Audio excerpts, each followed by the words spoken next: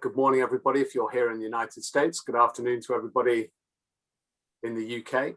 For those of you who I don't know, my name's Duncan Edwards. I'm the CEO of British American Business, and it's a pleasure to welcome you to this BAB business briefing, during which we're going to be talking about the future of work, or at least the future of office work in a post-COVID world.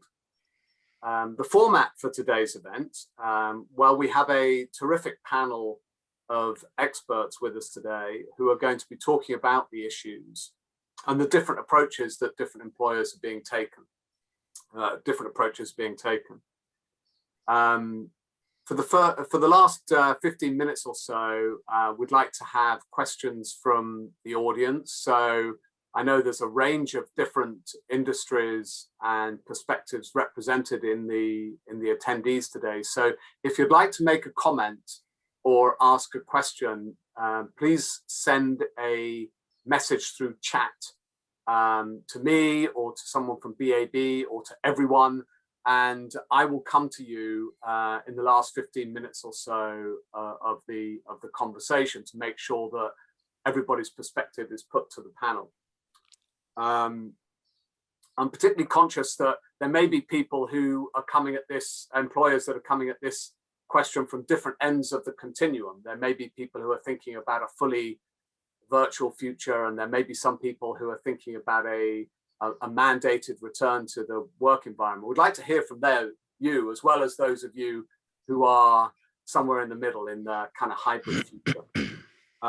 There may also be, and in fact, I know there are employers whose employees physically need to be at a place of work, whether it's hospitality or airlines or logistics, and your perspective is also very welcome. So to help guide us through the discussion today, I'm delighted that we have with us our moderator.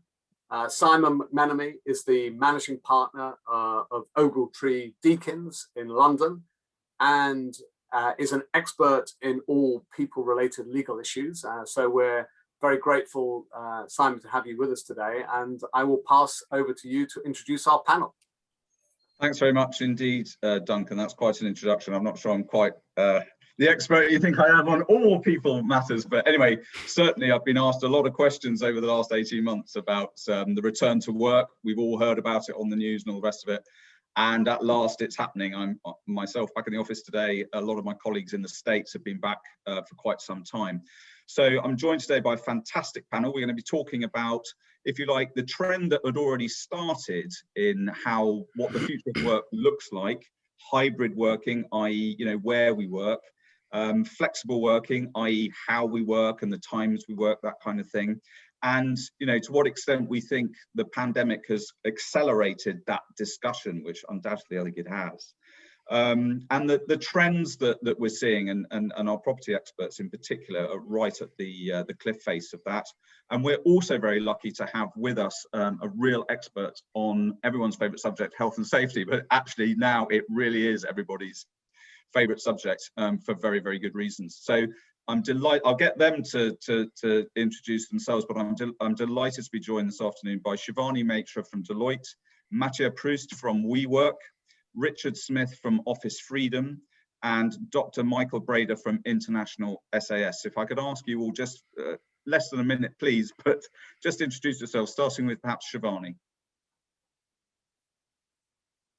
Thank you, Simon. Good afternoon, everyone. I'm Shivani Mitra. I'm a partner in the human capital practice at Deloitte, based out of London, and delighted to be here. Thank you.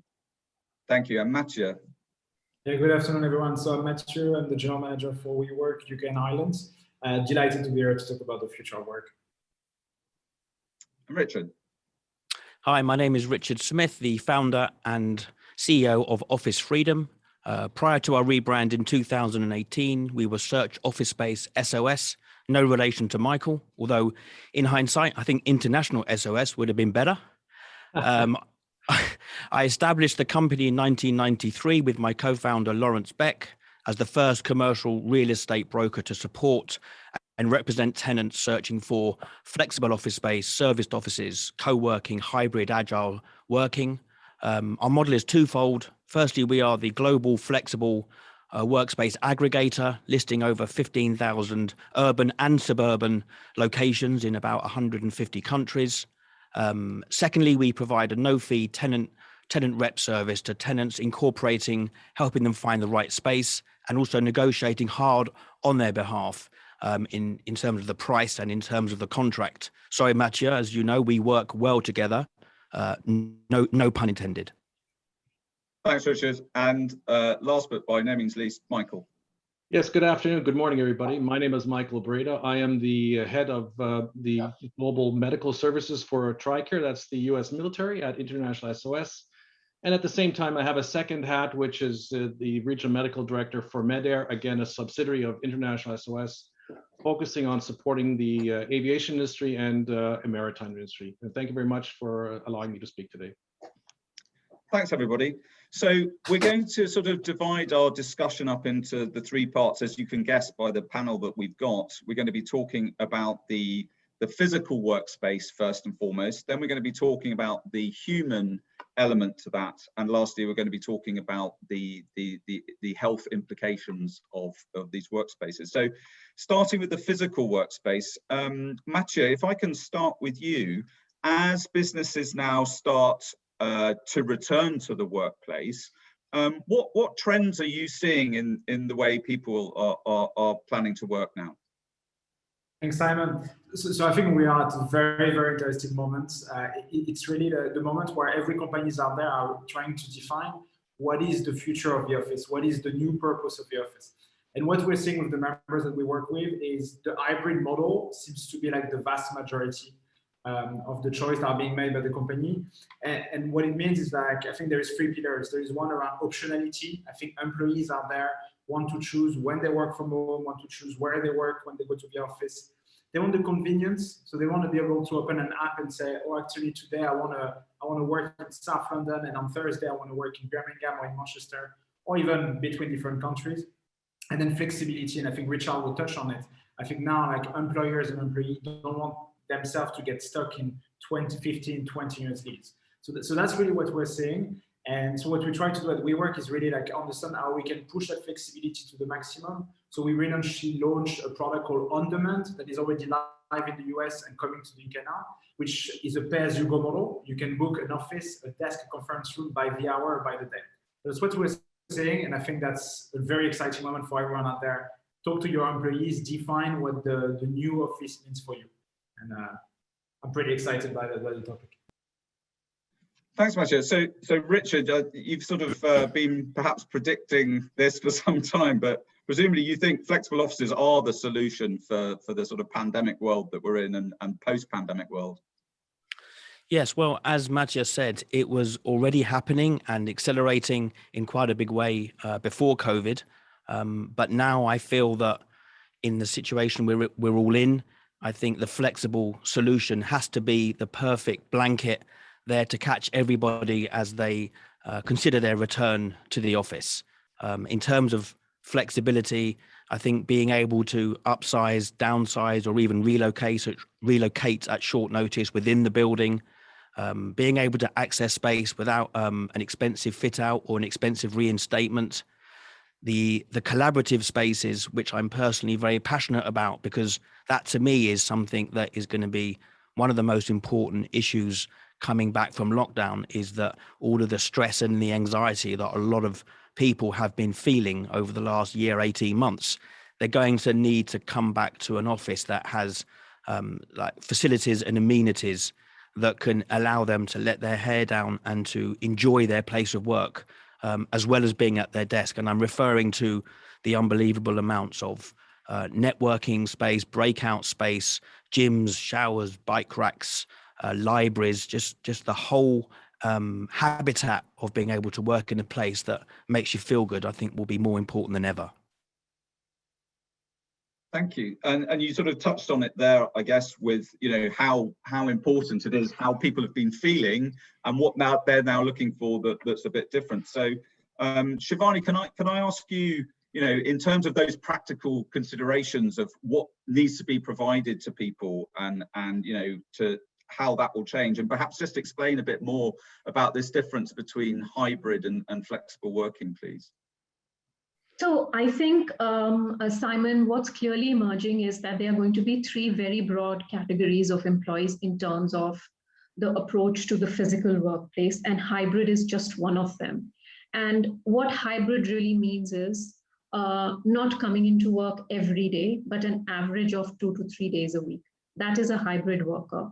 And that in itself is going to be highly regulated, will have to be highly regulated, because as we are seeing, you will come into work largely to collaborate and to an extent socialize with colleagues. So that's one category. The second category are going to be what I'm loosely referring to as frontline workers, but people who will have to come into work every day.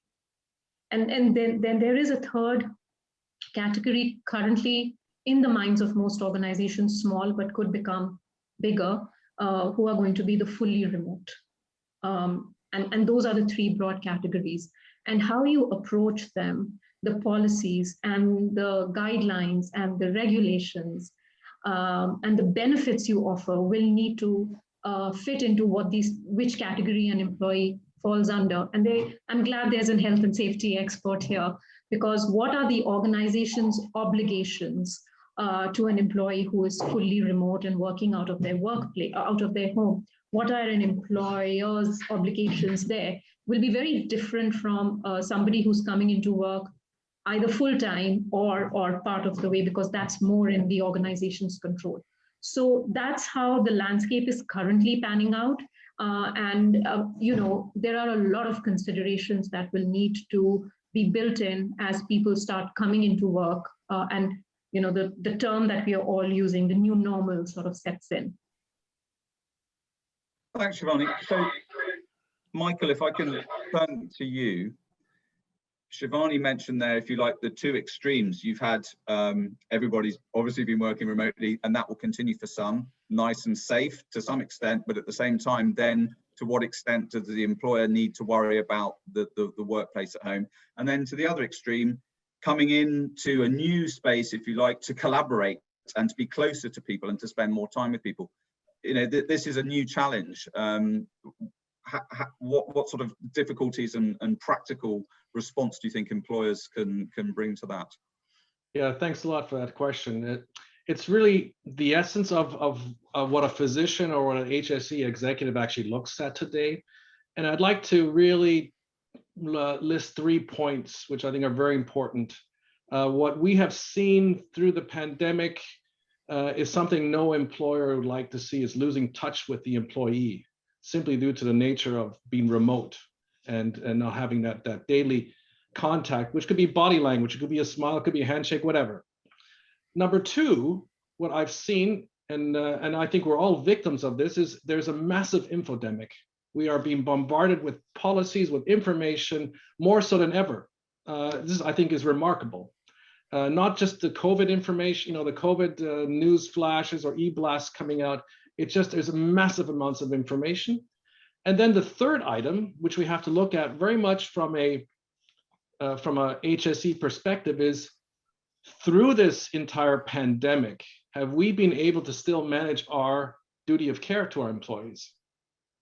And that thing is very critical. It's not just sending out emails to see if everybody's doing well. And that is the challenge, to get that sort of message across, that there are mechanisms hopefully still in place. I think the employee assistance programs have never been more important than they are today. But how effectively being actually implemented? I think that's the big challenge for the companies we see today, and even a challenge at where I work at International SOS, to be very honest. And there's another item too, which I think we're all a victim of, not only to the infodemic, but there's a huge amount of work being done and the duration of work. How are employees today monitoring the amount of work they're doing in the office and more so in the remote setting? Of course, the ergonomics of workplace planning is already mentioned. I think I was really glad to hear that word collaboration. Many offices will do a quick fix. They'll get their plexiglass partitions and redefine the office, but basically maintain the previous sort of setup. You're caging in your employees potentially. You're not really bringing that word out, is collaboration, which so many of our businesses require today. So it's there to really rethink the office layout. Can we do something better? And then finally, and this is, I think, the big hidden one for me, and which I've been going through many discussions with my own team members, is your home office. I'm sometimes shocked.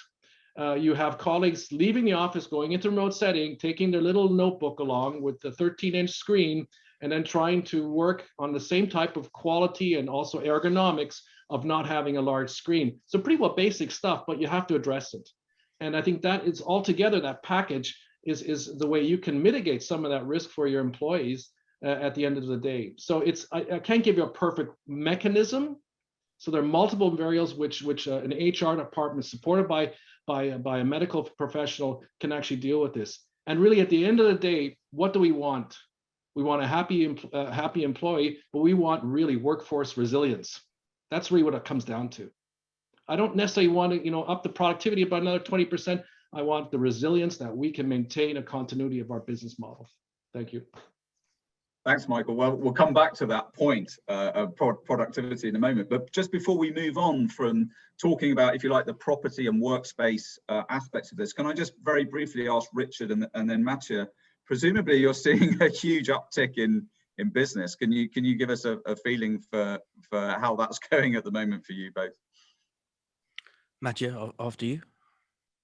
Things are busy at the moment. I think what's interesting is we are starting to see the same level of sales and of tour than pre-pandemic level. So I think it's really interesting because I think across the globe, I think we are now at that stage where the companies are making the decisions to move back in, especially in the UK, where I think we were all waiting for the government guidance. I think in the US it started a bit earlier. What's interesting as well is the typology of our members. Our members used to be much more like small companies and freelance, so now we're moving to an enterprise kind of category. Deloitte, for instance, recently just took a big WeWork building up in Manchester. And I think the reason they do that is because they want the flexibility right now, right here, right now. The CapEx, I think we can really help offering cost-saving solutions. And ultimately, I think the point around, we have all been through a lot of anxiety over the last few months. And I think coming to a WeWork building makes you feel happy, right? I generally feel like from what we offer, from the amenities, from the collaboration areas we have, I think that's the reason why people now are coming. So it's a very exciting time to be in the office industry. Sorry. For me, there's no doubt the last 12 to 18 months definitely took the wind out of my sails. It was very, very hard to take for just a business, like the breaks, like an emergency stop like that when everything ended, and it was a shocker for all of us, no doubt. And I think at the beginning it was probably a bit more doable and we could handle it because the weather was incredible last year. Very, in March, April, it was amazing weather and it was a new thing. And it was like, oh, you know what, working from home and not having to do that commute and all those issues, it was, it was not the end of the world, if we're honest. But after a period of time, it tended to, for me, being a little bit alone from the team and not being able to collaborate and just bond and train and mentor, I found that very hard. But, it was almost in complete tandem with the announcements that they made in the UK in terms of the exit out of lockdown. At each stage, we got busier, and it was like it was waiting, it was like a surge waiting to happen. And it's probably about halfway to where it probably needs to be. And I think the June 21 date is a big moment. I have a feeling that will get postponed. Although I feel that a postponement is much better than coming out of lockdown and then back in again. I think another full-blown lockdown would be really probably very, very hard to take. So yes, things have improved, and we are noticing a lot more activity, which is good to see. A lot of people transitioning out of leases into flexible arrangements. So we're on the road, but we're not quite there yet. No, thanks for sharing that, Richard. I think that rings true actually for I think all of us to some extent. So going back to if you like the kind of human element here, and Michael just mentioned it, you've got sort of employee welfare and all the rest of it, and the sort of the human side of it. But, at the end of the day, we're all running businesses. So can I ask Shivani, how do you think organizations need to approach, productivity in this return to work and the differences that we're going to see? So first of all, I completely agree with Michael in terms of the sort of Zoom treadmill or the Teams treadmill everybody got onto. There was no commute. There was really no reason why people couldn't get onto an 8 a.m. call and stay on till 8 p.m. So in a way, going by the traditional definition of productivity, yes, it shot up. You were working longer hours, you were responding to a greater number of emails, you were not leaving work to go home. Work was at home. And while that was good in the sense that businesses were able to maintain business as usual, it had a very detrimental impact overall, I think, on well-being, both physical and mental. And what that has done is forced organizations to rethink the concept of productivity. What really is productivity? Is it about coming into work, virtually or otherwise, and clocking in a certain number of hours and ticking off a checklist over a period of the day? Or is it something else? And what we are seeing increasingly is a more holistic approach to productivity. First of all, work being more than task-focused, more outcome-focused. Are you doing what you're meant to deliver? So it doesn't matter if you're doing it over 3 or 4 hours or 8 to 10 hours. Are you able to, what is the overall outcome of what you're meant to deliver, either as an individual or as a part of a team? So I guess that's one. So more outcome rather than task focused. The second is including well-being, morale, happiness measures, whatever term your organization is using, into determining whether your organization is productive or not, because we have enough and more evidence now to say that if your employee morale is low, productivity is actually not going to be what you want it to be. And thirdly, one of the big challenges organizations have had is maintaining high customer experience. You're not going to have customer experience you want unless your employee experience is equally high. So making sure there is a proper correlation between the two. So NPS on the customer side is not going to mean anything till you have a similar NPS on employee experience. And that's how the whole concept of productivity is evolving for the better. And we've talked a bit about how employee well-being and happiness, if you like, is affected by where they work. But just before I move on, I mean, what other things are businesses doing to increase employee welfare, employee happiness that's different from before the pandemic, if any, that you're seeing? I guess 3 or 4 things, and I have to thank a CHRO, a client of ours, who corrected me on something, and that was a good learning. I guess the first thing is making sure that your employees have the toolkit, which is the most basic thing you can do. Do you have the right support in terms of getting enough sleep? Organizations can do a lot in making sure you have the right fitness apps, access to that kind of what I broadly call the toolkit. That's really important. The second thing is don't leave it at that. That is part one, step one in an organization's well-being journey. The second is embed well-being into your everyday approach to work. So every day, every hour, every second, as you come into work, your organization is keeping your well-being front and center. So do you have enough breaks built into the day? A lot of organizations are right now encouraging people to take a break during daylight hours. It is lovely. So rather than wait till the end of the day or early morning, go for that run in the afternoon. So hold that time. So that is how you are starting to build well-being into the everyday.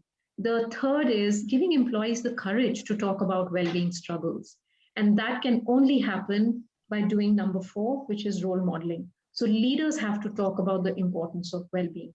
They have to talk about how they're taking care of their own self, mentally and physically.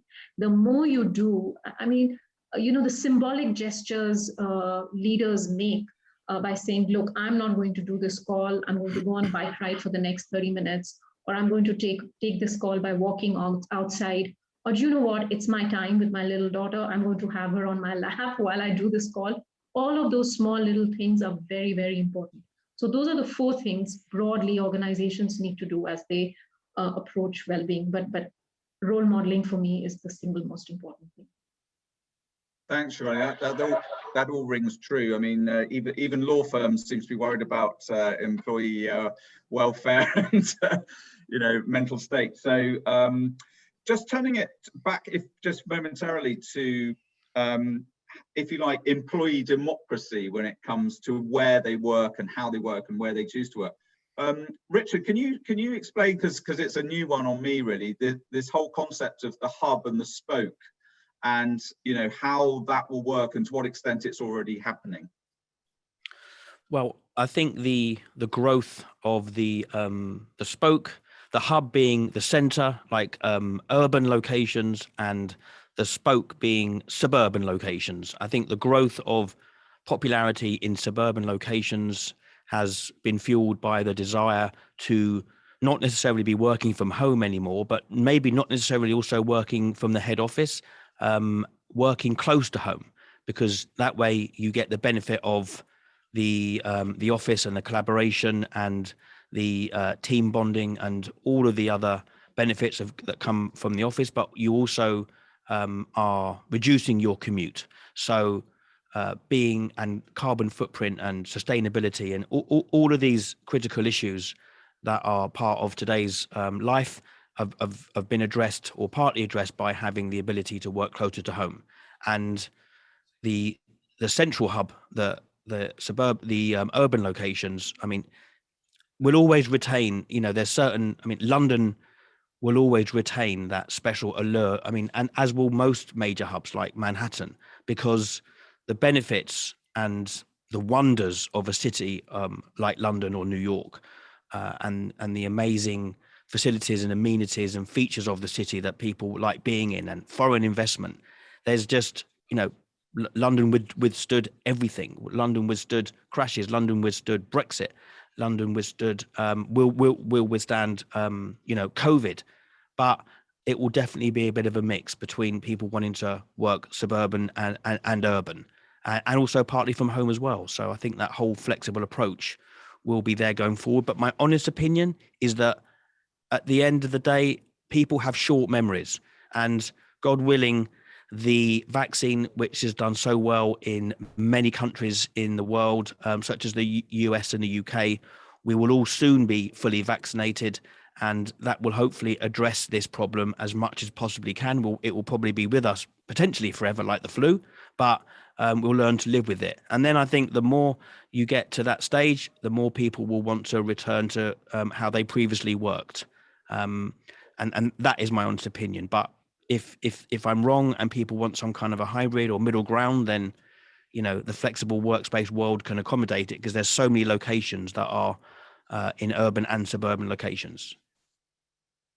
Thanks, Richard. I mean, coming back to the City of London, and months ago when we could, and it was so empty, I did have to remind myself, what did it look like after the Great Fire? And it came back. So I'd like to think you're absolutely right. But just in the meantime, are you seeing employers turning it over to employees and saying, whether this is a temporary measure or a long-term measure, where would you like us to set up the spokes? Where is, if you like, as a sort of halfway house? I know, perhaps the mainline stations in London are going to be a popular choice. What are you seeing them actually ask the employees that question?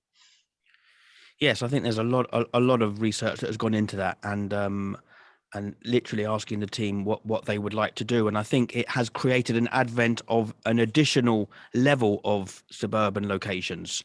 I saw that IWG were considering opening in like areas like the Outer Hebrides, Cornwall, like the various parts of Wales that previously would never have been looked at as commercial hubs, because people want to work in an area where they have a great quality of life. And in the US in particular, I've noticed a massive trend towards the hub and spoke.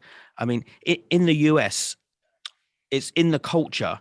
If you ask 100 people in the US, where do you're in this area now, but where did you live? Where were you raised? Sorry, they'll say in another part of the country, maybe the other end of the country.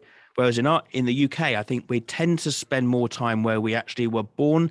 We don't tend to relocate to other areas of the country as much. So I am seeing that hub and spoke, especially in areas like Miami, the Panhandle in Florida, Texas, Austin, Dallas, Houston, massive relocations to areas where they have a really enjoyable high standard of living, areas that were not previously such commercial areas for offices, but there is that demand.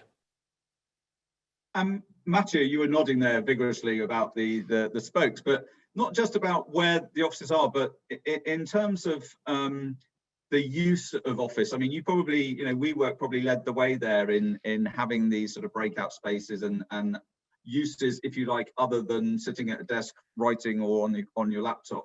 Can you tell us a bit more about what the demand is for the space, how it's used? I think over the last 10 years, we've really worked on defining like what is the new purpose of the office. I think the pandemic has accelerated kind of that process. But if you think about it, like a lot of people can enjoy working from home on specific tasks that are easily done at home because they have potentially a silent environment, or they have an environment where they feel comfortable doing a specific task. But when it comes to like the new office, I think it's you go there for the collaboration, you go there for the social capital, which is extremely important for the younger employees that don't necessarily have like too much experience with the culture of the company. And then ultimately, if you want your employees to come back, it needs to become a destination, and a destination that fits majority of the group. So you need to ask them where they think it's better, but also a destination in terms of like amenities around buildings. And that's why we see like a lot of demand coming back around like areas like Waterloo, where like you have big train stations that are really easy accessible for majority of your staff, or like areas that have the best amenities. Like if you think about the UK, like so in the center of London is absolutely fantastic. Shoreditch is absolutely fantastic, and we see people coming. And I think that makes a nice bridge to this notion of well-being. If you think about well-being in an office environment, what it means that you want a space that is beautifully designed with a lot of light, where you feel extremely comfortable spending a lot of hours in there, because that's where you spend the most time outside of your home. So I think it's really important to consider. You want the services in-house, so you want baristas, you want like a little supermarkets in your office, like all these kind of features that are becoming more and more essential, because if you want people to come out, you need to really like help them making that choice. And the last thing is what we call the programming. So we are setting a calendar of events and activation throughout the day, throughout the week, to make sure that like you come to the office, but you get also these added benefits, like having yoga in the morning, or meditation class, or sports class. And all of that, I think, will help you make the office much more like of a new normal, and it's something that is much more exciting than what we used to know in the past. So Shivani, Mathieu mentioned there, social capital and collaboration, all these things which, very much are the kind of the social side of it. But what about going back to, we're all employers, we're all businesses. How do you maintain the company's culture when, if you like, there's a trend now for employees to come in to do what they want to do and then leave, and there's that sort of in and out? How do you maintain that company culture? So I think, Simon, it's not just about maintaining company culture, it's also about how a company culture evolves, right? So you don't want your culture to remain static. Most organizations would like their culture, their purpose, their vision to evolve with the times and representative of their customers and their employees. How do you enable that? You enable that by ensuring, first of all, and I saw there was a question around equity. How do you ensure people who are in the physical workplace versus people who are in the virtual workplace, how are they enabled to have an equal voice? That is really important. The second is identify those critical points in an employee's life in an organization where the culture becomes or is very, very critical. It is that difficult discussion. It is that next stage in career progression. It is about getting involved in a new initiative that is very important to an employee. It is that first meeting with a customer or a client. Those are the important touch points where the culture really comes to life. How do you ensure that you're supporting and enabling the employee in the right way? That's one way of protecting your culture. The second is, it's not just the leadership team of an organization that should be made responsible for protecting the culture element. It is anybody who's responsible for another employee, whether you are a team leader, a people leader, whatever it is. Are you equipping that group, that population, with the right tools, with the right training? That is going to be extremely critical as well. I think technology can be a big enabler. We haven't discussed technology enough. It's not going to be an end, but it's definitely going to be a big means to that end, where you are able to bring people together in the right way. Like I said, equitable way, that needs to be considered. And again, I'll come back to the point around role modeling. I think we have a real opportunity here to shed some of the bad practices that somehow creep into an organization, presenteeism being one of them, and the fact that status is associated by me in my office and my team all around me. I think that's a great way to evolve your company culture beyond that and make it something that's truly inclusive. I think those are the few things I would say could go a long way in not just preserving, but helping evolve your company culture. I do want to say that, it was in a period of lockdown that the whole Black Lives Matter movement happened. Organizations responded. Many of them, remarkably, they were able to come up with some very concrete, tangible actions and were able to demonstrate to their employees that we mean business, this matters to us. I can give you so many examples. All that happened in a virtual setup. And that was one way organizations were able to preserve, protect, and evolve their culture. So don't assume that this semi-hybrid, virtual, non-virtual world is going to be a hindrance. May necessarily not be the case. Just make sure you have the toolkits you will need.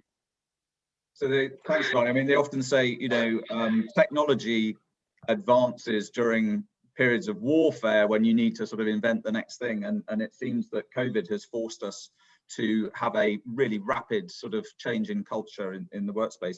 But Michael, if I could come to you, as Richard says, hopefully these amazing vaccines are taking us out of this crisis.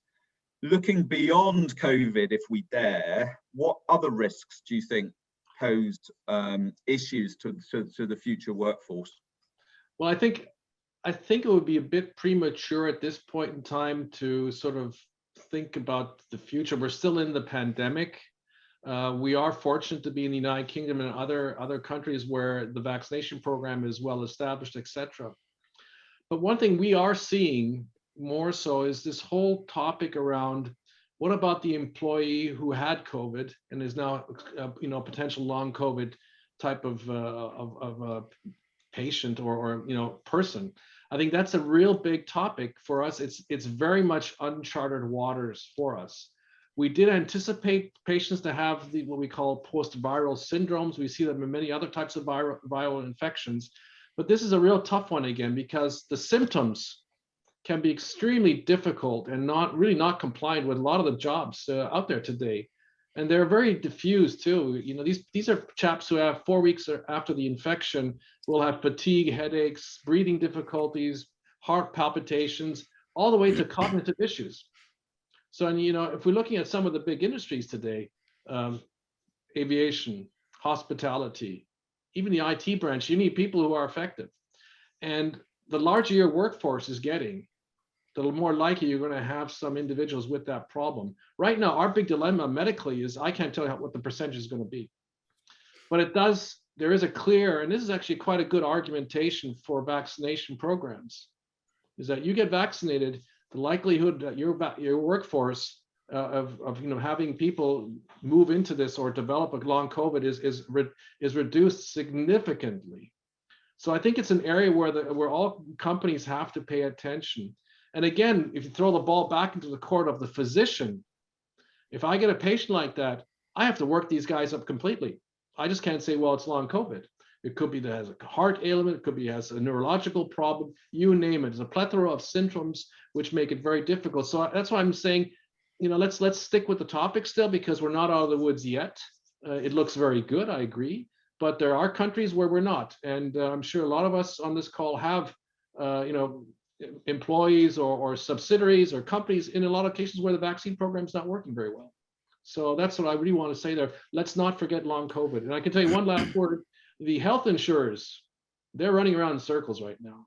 They can't calculate exactly what impact that will have on policies and what the technical risk will be at the end of the day. Thank you.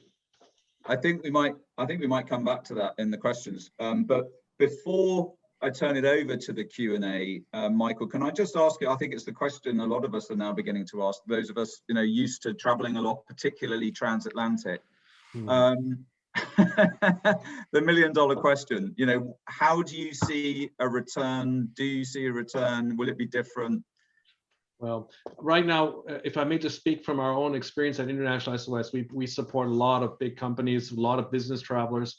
And to be honest, I would be I would be basically lying to say that we're seeing a major upswing back into travel. We don't see that yet at all.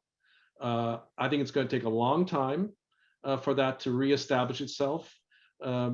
Before that sort of, I can fly to Paris for a meeting type of thing and come back the same day, that's non-existent right now because we all know about the local legislation regarding quarantine, etc.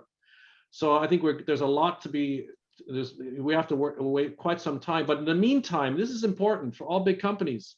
If you do have essential travel, you have to have a process.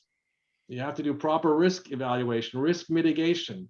You need somewhere a medical officer in that equation to say, okay, this guy's fit, he knows what to do and not do, good to travel. Of course, there's still the local quarantine business is another story anyhow. So right now, I would be lying to say that we're seeing an upswing in business travel, unfortunately. However, we do see a lot of indications. In the United States, business travel is going up. In Asia, except for China, nothing's happening. It is an absolute vaccination disaster over there right now. And that's what I'm actually, my biggest concern is that whole area, because we are, there's so much happening business-wise in Asia, that travel is not going to be recuperate for a long time because simply the programs are not fast enough over there right now. So it's a tough one. Now these travel passes which are coming out, that's a bit of a light on the horizon, which is very good. And they will facilitate or maybe improve the moving through borders, because I think all of you and I personally have experienced this waiting at Heathrow Airport for well over 2 hours to clear the border because of the passenger locator form weren't filled out by other people, etc. A huge problem, and it certainly that even deters business travelers or any traveler even more so to travel. So these travel passes are very important. We at International SS also have one. We're working with CITA together, and we have a bunch of airlines working there. That's, I think, very important. And the travel pass will bring vaccination proof together, and of course the lab tests together. And that's all we need at the end of the day. And unfortunately, the WHO at this point in time, even though they put out the pass for yellow fever, and I think most of you also know these the yellow booklets, they're not moving fast enough in this area, which is really unfortunate at this point. May change. So I think the message from you, Michael, is that because of long COVID and because of all the reasons you've just brought out, let's not get ahead of ourselves. Yeah. Listen, we've got 16 minutes left for the Q&A, and I know Duncan's been looking at those as they flash up. Duncan, is any particular question you'd like to put to the panel?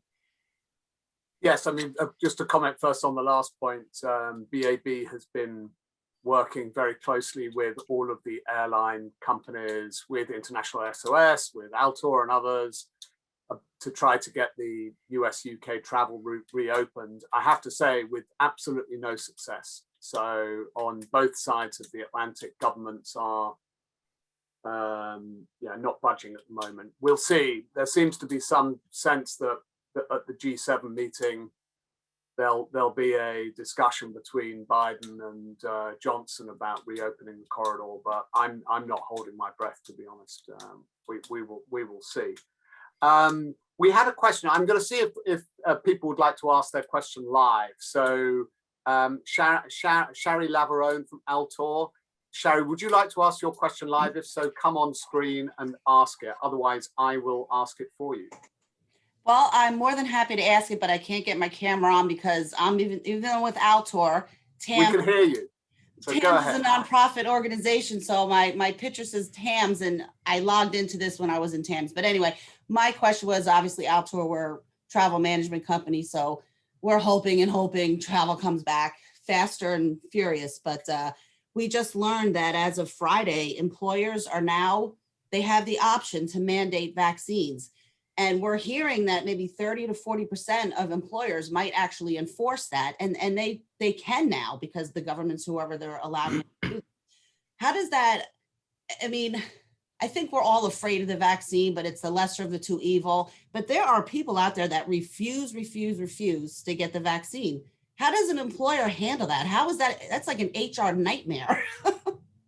Thank you. So I don't know whether, I mean, I'm not sure that that's the case in the UK, but in the US, so employers can mandate the vaccine. I think a lot of the airlines are doing that. Shivani, did you have a comment on this? I think this is a really interesting question. And, I have been trying to get a sense from some of my clients on what they plan to do. And nobody is mandating it. What I'm seeing emerge right now is, I think, Shari, to your point, where there is mandating happening, it's very much US organizations for US employees. So I've at least heard of, spoken to 2 clients in that instance where it's very clear we are going to mandate. And if you plan on not getting the vaccine, that's fine. You're not going to lose your job, but it'll impact your ability to come into the physical workplace. So that's one. The second is some global organizations that are UK headquartered are giving employees the option of sharing that information, because a lot of organizations at a global level are running vaccine camps for their employees and families. I think, Michael, you talked about the vaccine issue happening in many countries in Asia. In many of those countries, employers are actually running vaccination camps. So they are inviting employees to share information. Are you vaccinated? Are your family members who live with you vaccinated? It's not being mandated. There are other UK headquartered organizations with significant presence in Europe who just don't want to approach that question because there are GDPR issues, there are Works Council concerns, so they are just not even going there right now. I think there is a longer term question. I saw somebody ask a question around, are we going to wear masks inside? What are we going to do if you're not sure the person sitting next to us is vaccinated or not? I think, Michael, when you talked about the longer term implications of COVID, I think this is going to be one of them. So even if on June 21st, fingers crossed, restrictions are completely lifted, if they are, I think organizations are going to have a very cautious approach on building occupancy, if I might say so. That's my view. Yeah, if I may add to that, I think that's a very, very excellently stated what you just said there. One thing I still would try to evaluate, if it's possible, get an anonymous survey who has been vaccinated. It'll, if I'm HR, I get in a pretty good understanding. Obviously, it's an honor system, but I get a pretty good understanding. How does it really look out there with my workforce? And that in itself would potentially guide my direction of my activities to convince the employees to get vaccinated. And so far, I gotta say also about vaccinations, because there's so much happening, saying it's good, it's bad, and all this sort of stuff. But one thing I have to assure everybody, it's one of the best documented vaccination programs in the entire world. And this is unique. So when anything flares up, like we had with the thrombosis or whatever type of side effects, that has been researched very quickly and I think very professionally at the end of the day. And I think that's, for me, a sign of quality and responsibility. I suspect, and Simon, you may have some comments on this, that there are all sorts of kind of potential land traps for employers in employer liability issues, and whether or not you can mandate vaccination, whether or not you can mandate mask wearing, whether or not you can ask people about vaccination and mask wearing. And then, of course, the employer obligations for the home workspace or the non-physical workspace that's remote. Does the employer have the same liabilities to ensure a safe workplace when it's remote and when it's not remote? I mean, I don't know. Has any litigation started yet, Simon, in this kind of space about employer liability and duty of care?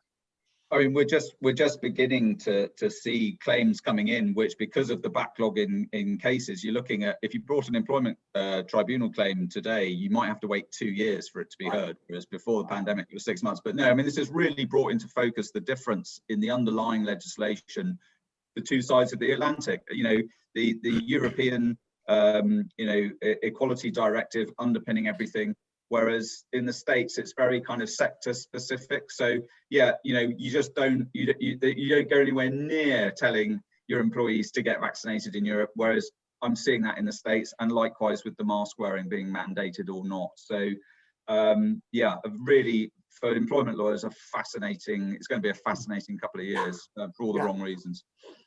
Just want to go to the flex space guys. There's a good question about the opportunity for smaller businesses who maybe don't have the resources that large companies have in terms of HR specialists and all of the great resources that giant companies have. And to what extent are the flex space providers able to provide some of those resources to small employers? You know, traditionally, I guess there's been an IT infrastructure in the office, but is WeWork or other flex space providers thinking about offering, you know, at a rental basis, HR specialists, employee engagement specialists, D&I specialists? What sort of things can small companies get beyond just the square footage? Matthew, do you have a comment on that, or Richard? Yeah, definitely. I think that WeWork, that's what we aim to do. Our member base, even if 50% of the member base is enterprise, the rest is like smaller companies and freelance, right? So our goal is really to get all that set of service and amenities to like any kind of companies. And on that regard, we want to be as inclusive and as diverse as possible. So I think that's definitely the point. Just following one of the questions I saw in the chat, also that notion around like inclusivity is, as a flexible space provider, what we try to offer now is also technology to include the people that cannot come to the office. So making sure that we have like video conferencing tools installed in our buildings to make sure that like we accommodate for all kinds of companies within the office, but also the people that are staying at home because they cannot come back to the office for any reason. So that's how we think about it. Yeah, I think that the whole outsourcing model is going to be growing, obviously, significantly, exactly because of the points you raised, Duncan.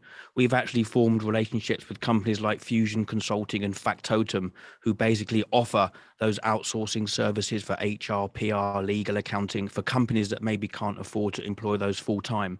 And at Office Freedom, we've created a side business called Office Freedom Business Solutions, which basically means that other than coming to us for office space, how can we help you with other services? And we've created this panel of experts in various different walks of life in business that can assist. But it is something that will be growing significantly. I do agree with you. And I would also say that for those small companies or people looking to start by themselves, or just people that are a bit intimidated by the idea of going into business at this time, the whole flexible workspace world is actually there to help you, because you can literally just walk into these environments and just let the operators of the spaces run everything other than your business. So you run your business and they run the whole outsourcing and the whole FM of the properties.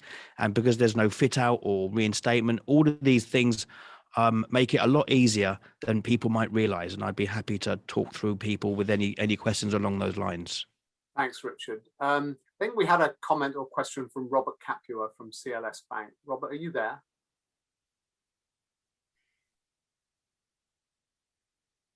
Yes, I am. So we've instituted a new policy, or not really policy, but sort of a, work for your day, sort of a hybrid model where you're no longer required to come into the office. But we're getting some pushback from the employees who do want to go into the office, specifically regarding the COVID protocols, sort of, you know, why do I have to wear my mask? Why do I need to social distance? Why do we need to have a one-way walking system? So I'm just curious how other companies are handling the change in the employee mindset that, you know, COVID is kind of past us and everyone's safe because, you know, everyone says, the first thing they say to me is, but I'm vaccinated. So I'm just curious how other companies are handling that. Does anybody want to have a crack at that? Simon, I think generally I've been genuinely quite surprised that probably the majority of companies I've seen and spoken to have been taking a more cautious approach than the government, than or you know, Public Health England or CDC. Being a cynical lawyer, I think it's because they don't want to get sued. But you know, at the end of the day, it's their building, they're responsible for the health and safety of their employees, and therefore if they want you to wear a mask and it's not sort of mandated outside in the street, that's up to them. And I think we're going to see that for some time to come. Even, you know, in the UK, all restrictions going after 21st of June looking increasingly unlikely, but I can guarantee in a lot of companies, the mask wearing and the social distancing will continue, you know, probably for the rest of this year is my feeling from what I've been seeing. I think this is also sorry, Matthew. What I wanted to say is this is also a point at which, you know, just writing a policy and saying you're mandated to wear a mask and you're mandated to social distance needs to then be complemented by working closely with facilities.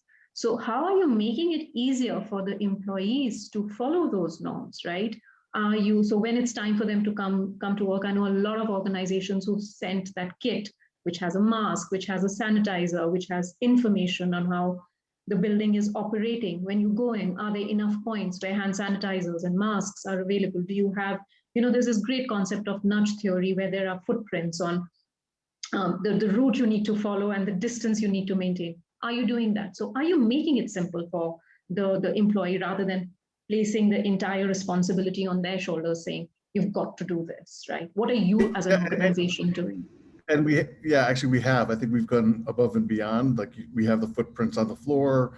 We've got the one-way walking system. We've put in air purification. We've put in hand washing stations. We've put in cleaning stations. We've put masks around the office, you know, wrapped up individually so people could take them if they need them. So it's more of a mindset, I think, with the employee. Like they no longer want to, it's not we're imposing this on them as opposed to protecting them. And obviously it's our job to protect them. So it's kind of that fine line. Well, it's an interesting debate. I think if I was still back in corporate life, I would hate it. The idea of being told where to walk and how far apart to walk from each other would drive me completely potty, particularly. Yeah, but 9 months ago, they were thinking I never take very well to being told what to do anyway. So, but I think we're just coming up to the top of the hour. So I'm going to just ask everybody on the panel, you know, if 30 seconds, is there something that we should have talked about that we didn't talk about? Maybe Mathieu, you can kick us off, and then we'll go to Richard. One last thing, I think it's all about like the communication with the employees on defining the new model, and also communication with the employees to define what the safety is about. And I would recommend like International SOS. We work with them to define the new process in WeWork, and absolutely phenomenal. So thanks, guys. Richard, and then we'll go to Michael.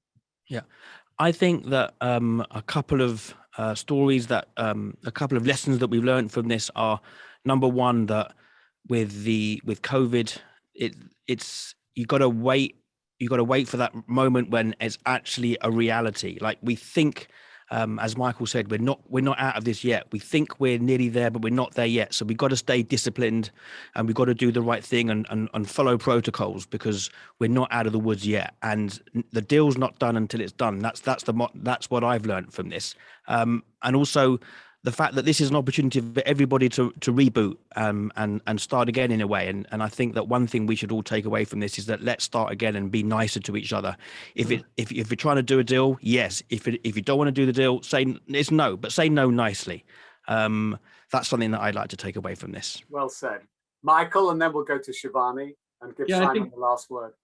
I think the only thing which one could have dived in a bit deeper, but probably would have exploded the time frame we have, is to really look at some of the tools we can utilize for mental health evaluations with the workforce.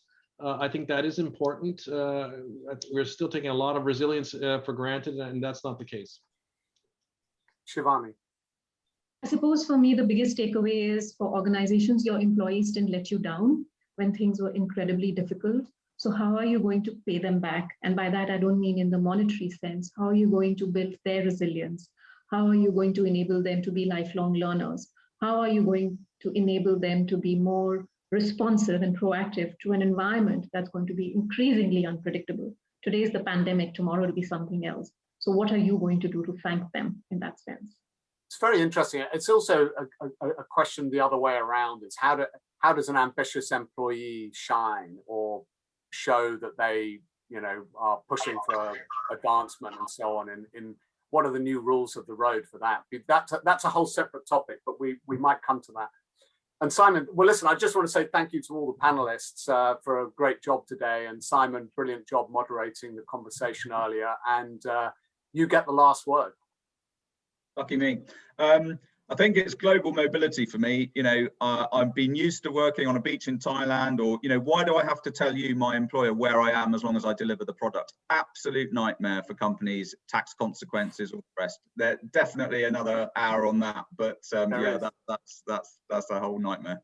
Yeah, we've done some sessions on the personal taxation issues, and I think it's going to explode. The tax law firms are doing very well at the moment. So very good. Well, thank you all very much. And thanks everyone for joining today. There'll be another BAB event along soon. So we'll hope to see you then. In the meantime, take care, everyone. Thank you. Bye-bye. Thank you. Bye. Thanks for having us.